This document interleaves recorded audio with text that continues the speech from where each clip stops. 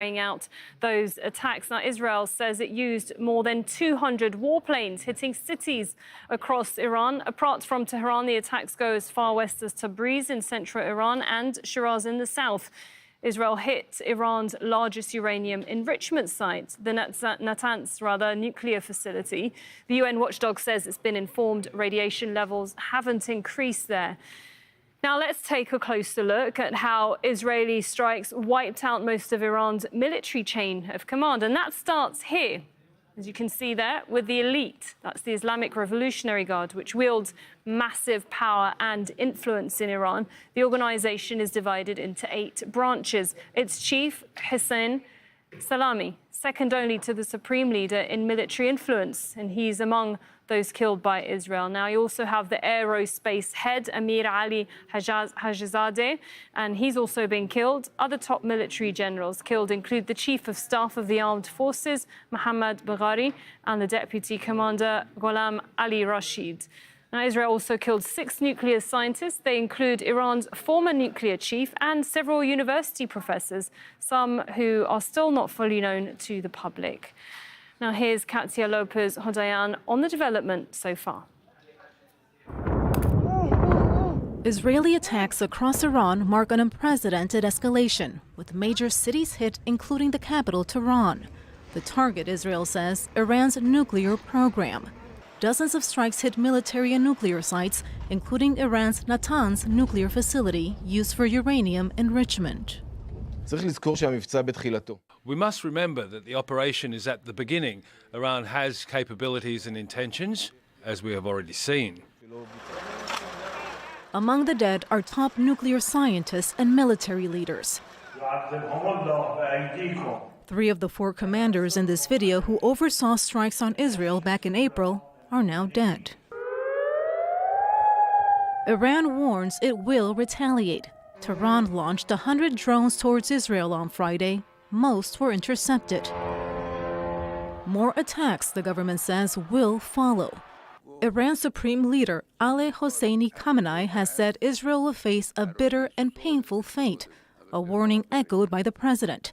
The Iranian nation and its officials will not remain silent in the face of this crime. The Islamic Republic of Iran's legitimate and powerful response will make the enemy regret its foolish actions.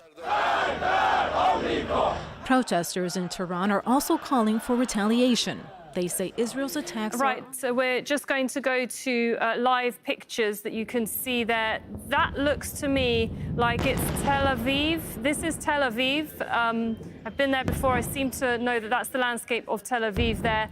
We've just seen a hit. If that's the case, that looks quite central to Tel Aviv. That is a central spot. I'm just going to still get confirmation whether this live pictures that we are seeing there is that Tel Aviv. Yes, it has been confirmed to me that this is Tel Aviv. And knowing that landscape, this looks like it's a very central area in the heartland of Tel Aviv there, not far from the coastal part of the city there. This is Tel Aviv, what we're seeing. It's still not clear the strikes, how many, but we can see 2 plumes of smoke there. And of course, this is all as Iran has promised retaliation. This is what our reporter Tohed was just talking about, the retaliation that Iran said that we will be seeing. From what we understand, that the Supreme Leader Ayatollah Ali Khamenei has promised that this is what will be happening, that the Iranian nation, he said, will not fail in this regard, and that the armed forces will respond with force, were his words. Those are the live pictures that you're seeing there. And all of this comes just minutes before the Israeli military had instructed the public to enter a protected space in Israel. They have many bunkers, many security areas because of those raids that can take place. Until further notice, the Israeli military has given the instruction. Those air sirens have sounded also in Jerusalem, in West Jerusalem and occupied East Jerusalem, after Israel says that Iran has fired missiles, at least one we know of. Now, those explosions were heard over Tel Aviv, and those are the live pictures that you're seeing there of plumes of smoke just happening in the last few minutes. Incredible. And as we were speaking to our reporter live in Tehran, he was also hearing a number of explosions behind him. He still hasn't been able to verify what those explosions are. But what we do know is that Israel has continued those attacks on Iran. It had promised it would do so.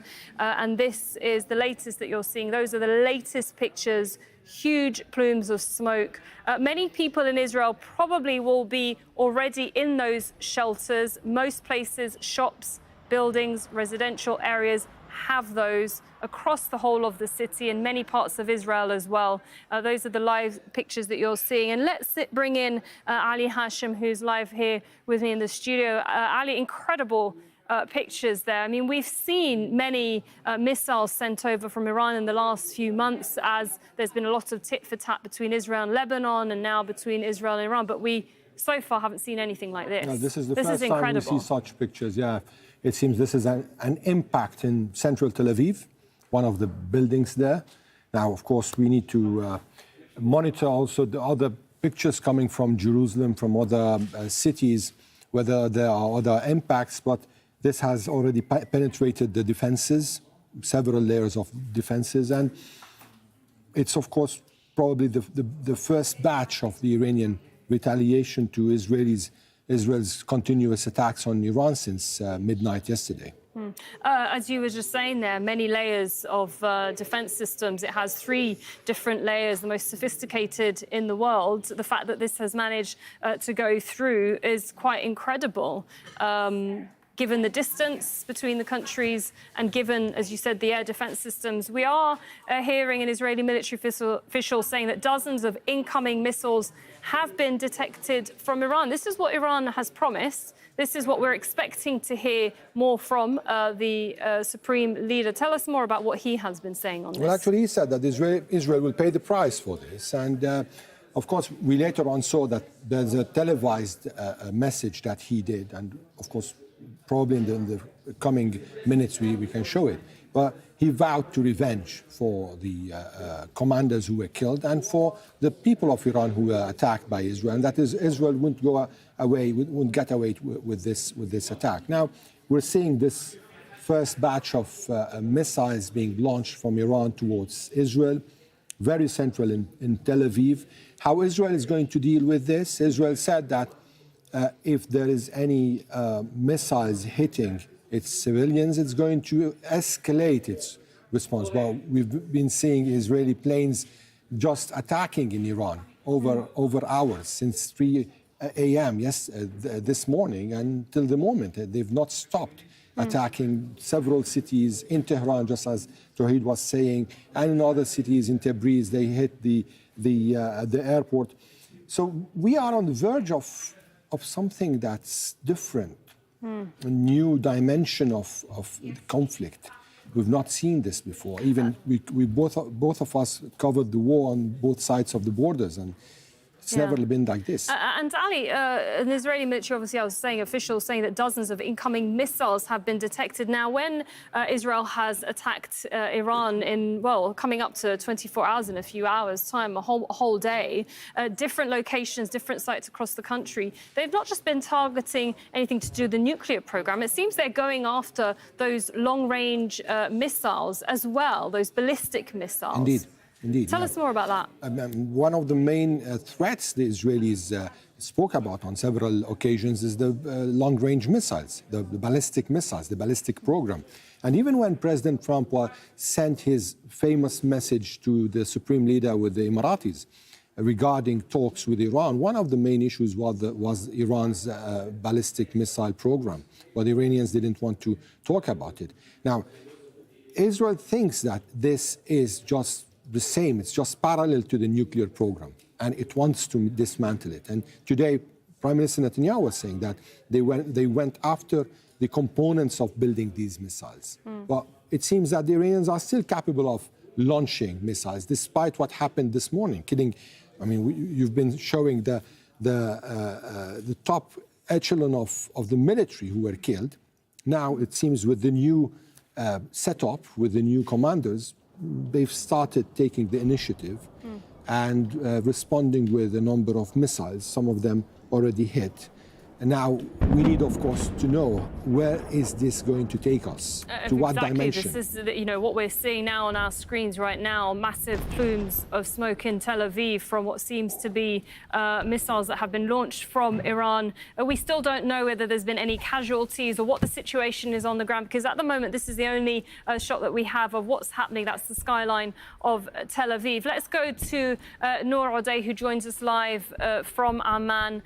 Is she there? Yeah, because she's in Amman. Okay. Noor, can you bring us to speed with what's happening in Israel? Do you have any information on the situation, certainly in Tel Aviv at the moment? And we're also hearing of air sirens that have been going off in other parts of the country.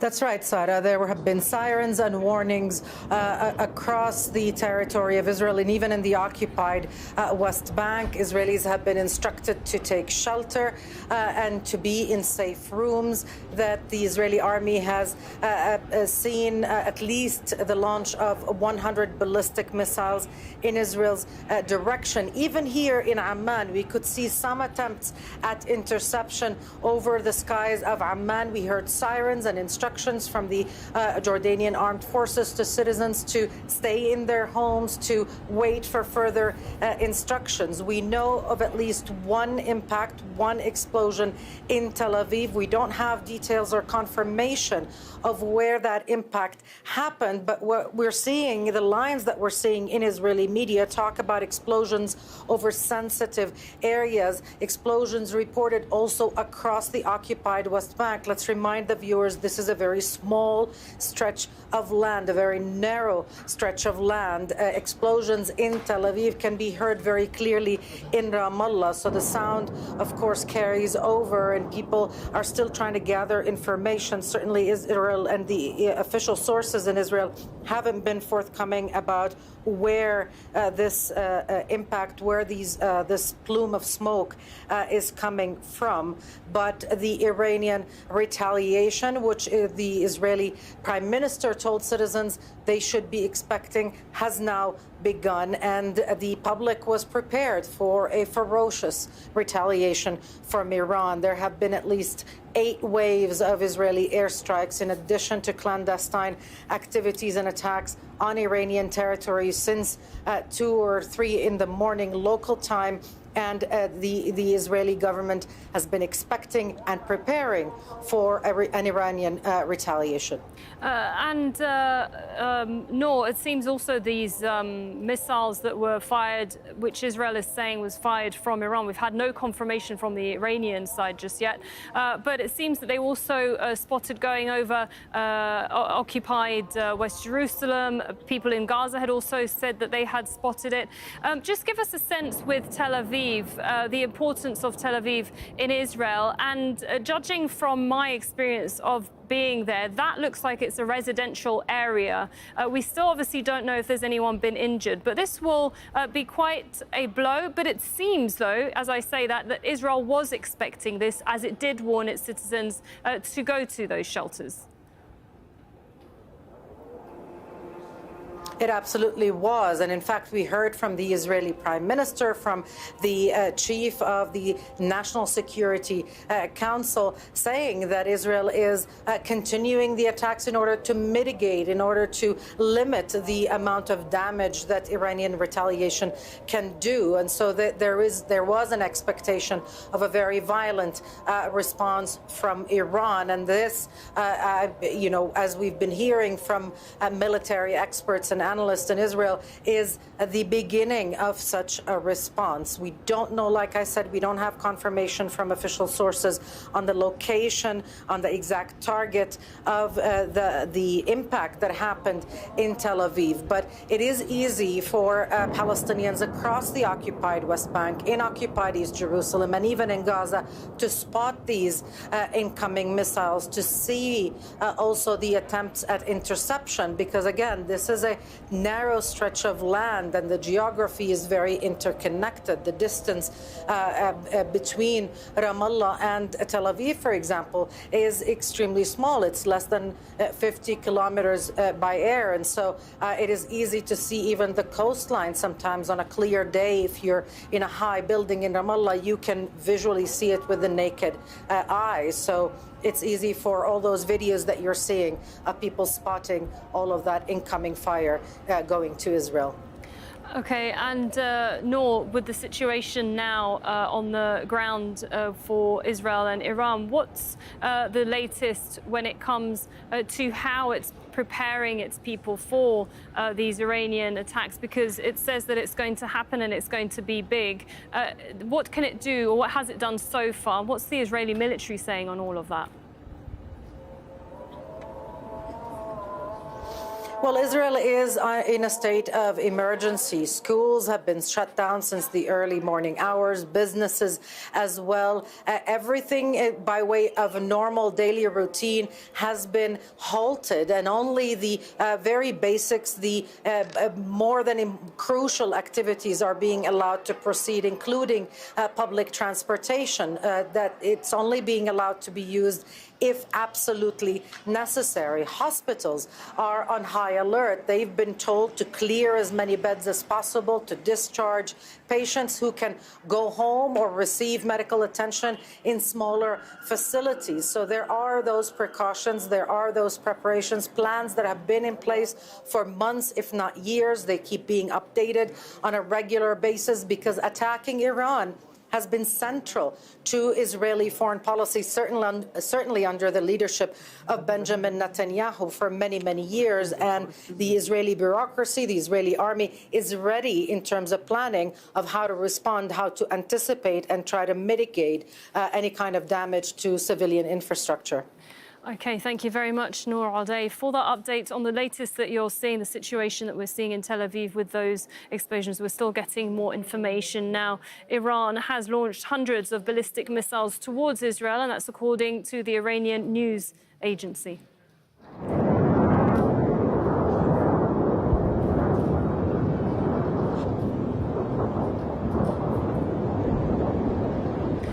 Well, moments ago, the skies of Tel Aviv were ablaze as Iran fired a barrage of missiles towards Israel. Some projectiles seen there clearly making impact in Tel Aviv. Israel says its air defenses are working to intercept incoming projectiles. Now, in Washington, US President Donald Trump is set to convene a meeting of his National Security Council. And he's told US media that Washington was aware of Israel's plans to attack Iran and has warned Tehran of more brutal attacks if it doesn't make a nuclear deal with Washington. Now, he issued a statement on his Truth Social platform. In that statement, he says, 2 months ago, I gave Iran a 60-day ultimatum to make a deal. They should have done it. Today is day 61. And he also says, I told them what to do, but they just couldn't get there. Now they have perhaps a second chance. Right, well, for all on that US reaction so far, we have Kimberly Halkett, who's live for us in Washington, D.C. Kimberly, what have we been hearing? There's been so many lines coming through. Just brief us as to what's the latest coming out from the US. You know, after a flurry of activity by the U.S. president, not only in his platform Truth Social, but also giving various interviews to American journalists, he's been largely quiet in the last couple of hours. And we think that's because he is in the Situation Room still with his team of security experts. We know among them is the Secretary of Defense, Pete Hegseth, as well as the chair of the Joint Chiefs of Staff. Now, what we know is that there has been knowledge that has been confirmed by the U.S. president as well as by the Israeli prime minister that the United States did know in advance that this was going to take place. The U.S. president reminding people of that 60-day deadline he gave Iran to come to some agreement to limit its nuclear program, but not being able to get there. Now, what does he mean by get there? He means that Iran wanted, and this is the sticking point, to have a nuclear program for civilian purposes, something that the U.S. president suggested was a possibility initially, but then later changed his mind and said there would not be that opportunity and there could be no path to a nuclear weapon. So the U.S. president, despite the fact that the United States initially claiming to sort of not have knowledge of this, and that he had urged the Israeli prime minister on Thursday, as well as a call we understand today that has taken place, but we've not had a readout, while there is the chance to negotiate, to not strike. But again, with that deadline coming and going on the 61st day, the Friday, Israel struck. Now, just very quickly, Sarah, we should point out that this is supposed to be a unilateral action by the Israelis with the U.S. not involved. But given the fact that it knew about this and that much of the equipment has been paid for by the United States, you can understand why Iran is seeing this as an attack by not just Israel, but also the United States. OK, thank you very much, Kimberly Holkett, there for the latest lines that are coming out of the US when it comes to the Israeli attacks on Iran and now a retaliation from Iran. Let's go to Glenn Carl, who is the US National Security and Foreign Policy Specialist and a former Deputy National Intelligence Officer at the National Intelligence Council, joining us live now from Boston. Glenn, thanks very much for your time. Of course, in the last few minutes, we're seeing these retaliatory attacks by Iran. Some of them seem to have made impact in Tel Aviv, the heart of Israel. Yes, well, Iran is in a dilemma. It's been struck very hard by Israel, and so for its sense of honor and even its continued stability for the regime, of course, it feels obliged to respond. But it really only has two ways that it can reach Israel. The first are its missiles, and the second would be what we would probably call terrorist attacks against Israel or Israeli interests or American ones, someplace in the world. The missiles have been shown to be, on the whole, ineffective. Now, we just saw, or I've only heard, the fact that they succeeded to hit Israel now, and they will probably be able to do so going forward some, but it's a less powerful weapon than we had feared because of the effectiveness of Israeli and allied anti-missile programs. So Iran's dealing from a position of weakness, but things will probably continue to get worse for a while. Glenn Carr, Iran's supreme leader has said that Israel is the one that initiated a war, and it says that it will not be allowed to do hit-and-run attacks, is what he's called this. It's a quote from what he's this pre-recorded message. Now, he's blaming Israel for this. Clearly, the dynamics in the region are changing here. Where do we go forward now? Because it almost feels like there's no going back. Well, I fear, all of us fear, that your assessment is correct, that there's no going back. Iran's dilemma is that its surrogates have been, if not destroyed, have been for at least the medium term eviscerated and far less capable of projecting Iranian power against Israel. And its missiles are going to have some effect, but are less effective than initially hoped by the Iranians. And its conventional military is not capable of striking Israel effectively. So for them, the dilemma is, well, what do we do to guarantee national survival? And it seems their choice was either agree to Western demands or develop a nuclear weapon, which is sort of the inoculation against regime change or invasion. And they've danced up to that line for years.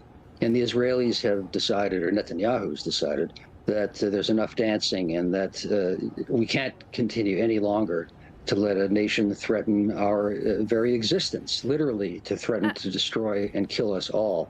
And so the equation is now moved into a whole new area, that we're dealing with a military option, and the future seems to me to be continued deterioration between the two countries, with a risk of expansion, although I think that's less than we had feared a year ago. How can the Iranian regime survive this, short of renouncing what it defines itself by, which is its threats to Israel and its desire to have a nuclear weapon. And beyond that, what does the regime stand for? The revolution is largely ended in Iran. Mr. Glenn, Carl, Iran's state media is reporting that a second wave of missiles has been launched already again towards Israel. We've just seen the repercussions of that. Those are the live pictures that you can see there from Tel Aviv.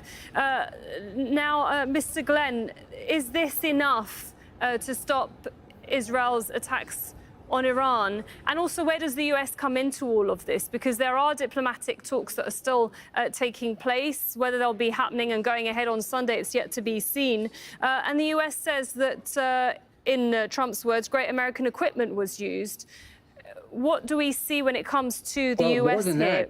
That, right. We've also heard reports from apparently quite reliable sources that it's not just the American equipment that Trump was boasting about, but that the U.S. provided critical intelligence to the Israelis. So perhaps not directly involved, if you don't count intelligence support as direct involvement.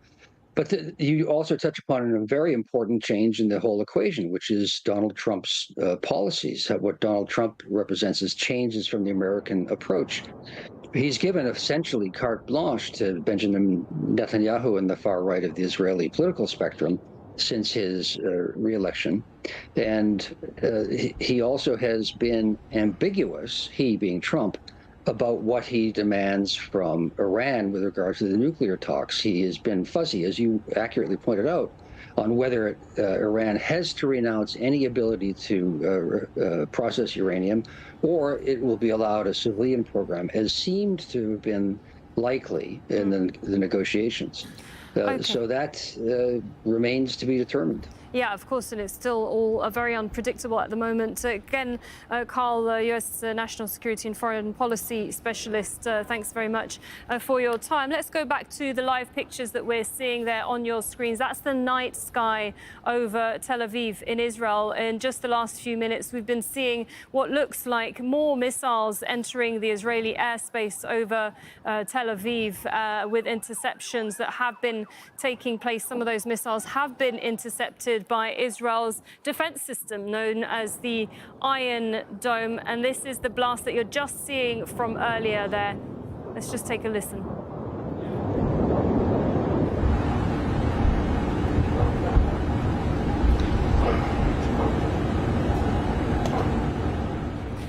Now, just also to bring you up to speed, Iranian state media is saying that it has launched a second wave, is what it said, of missiles towards Israel.